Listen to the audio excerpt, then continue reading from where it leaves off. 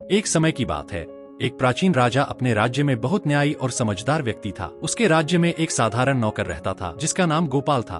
गोपाल राजा की सेवा में नौकरी करता था और बहुत ईमानदार और मेहनती था। एक दिन राजा ने अपने राज्य के हर एक नगर में न्याय और इंसाफ को व्यवस्थित करने के लिए एक बड़ा समारोह आयोजित किया। उस समारोह में बहुत सारे लोग आए और अपनी समस्याओं को राजा के सामने रखा। समारोह के दौरान एक गरीब आदमी अपनी समस्या सुनाने आया। उसने कहा, महाराज, मेरी समस्या यह है कि मेरी जमीन पर एक अमीर व्यक्ति ने कब्जा कर लिया है और मुझे उसे वापस दिलवा दीजिए। राजा ने उसकी बात सुनी और सोचा कि अब उसके सामने एक बड़ा फैसला लेना पड़ेगा। इस समय गोपाल ने भी समारोह में शामिल होते हुए देखा कि राजा बहुत सोच विचार कर रहे हैं। उसने सोचा कि शायद वह कुछ मदद कर सकता है। गोपाल ने राजा के पास गया और अपने सुझाव दिया। महाराज, मुझे लगता है कि इस मामले में सबसे पहले जमीन के असली मालिक और उसकी कहानी को सुना जाए। शायद इससे फैसला आसान हो जाए। राजा ने गोपाल की बात सुनी और उसने फैसला किया कि पहले दोनों पक्षों की सुनवाई की जाए। उसने अमीर व्यक्ति और गरीब आदमी को समारोह में बुलाया और उनकी कहानियां सुनी।